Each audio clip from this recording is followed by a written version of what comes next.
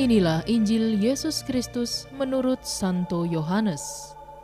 Dimuliakanlah Tuhan. Aku berkata kepadamu, sesungguhnya siapa yang masuk ke dalam kandang domba dengan tidak melalui pintu, tetapi dengan memanjat tembok, ia adalah seorang pencuri dan seorang perampok. Tetapi siapa yang masuk melalui pintu, ia adalah gembala domba. Untuk dia penjaga membuka pintu, dan domba-domba mendengarkan suaranya. Dan ia memanggil domba-dombanya masing-masing menurut namanya, dan menuntunnya keluar.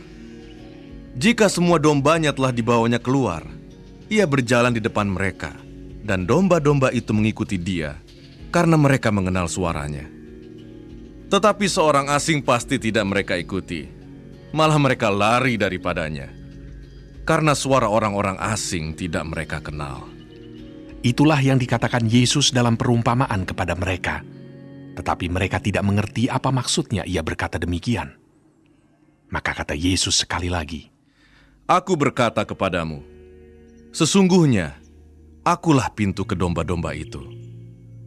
Semua orang yang datang sebelum aku adalah pencuri dan perampok, dan domba-domba itu tidak mendengarkan mereka. Akulah pintu. Barang siapa masuk melalui aku, ia akan selamat, dan ia akan masuk dan keluar dan menemukan padang rumput.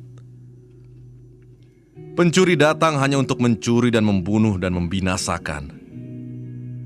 Aku datang supaya mereka mempunyai hidup dan mempunyainya dalam segala kelimpahan.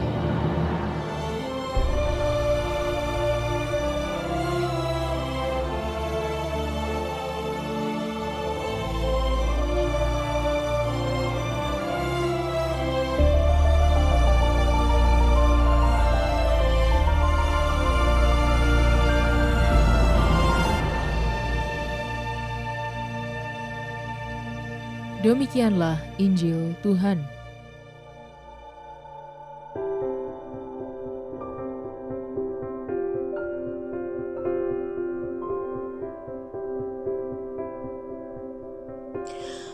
Kesetiaan. Renungan oleh Romo Carolus Sola Okarm. Sahabat Cafe Rohani, selain menjadi tempat bagi domba-domba untuk masuk ke dalam kandang, pintu berfungsi sebagai jalur bagi domba-domba untuk keluar ke padang rumput. Kalau kandang itu adalah gereja, maka yang menjadi pintu adalah Yesus sendiri. Gembala yang baik adalah pemimpin yang mengantar umat Allah untuk keluar dan masuk lewat pintu.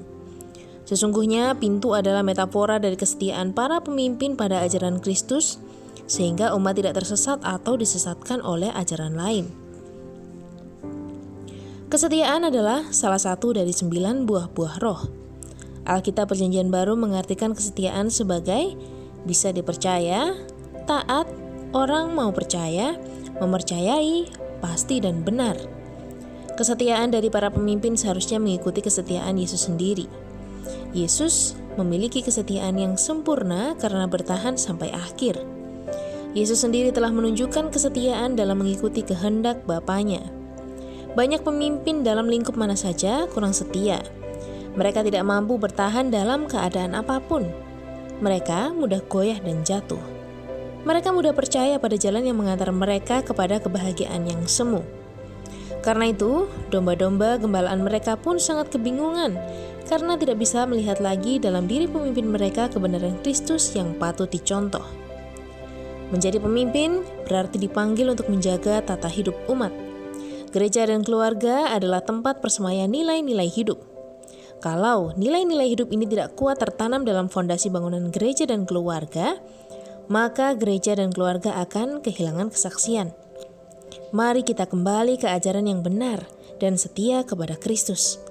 Kesetiaan kita pada Kristus bisa dijaga dan bertumbuh dengan baik kalau kita percaya kepadanya, setia mendengarnya, berdoa dan bertindak sesuai dengan ajarannya dalam keadaan apapun. Selamat menikmati menu hari ini.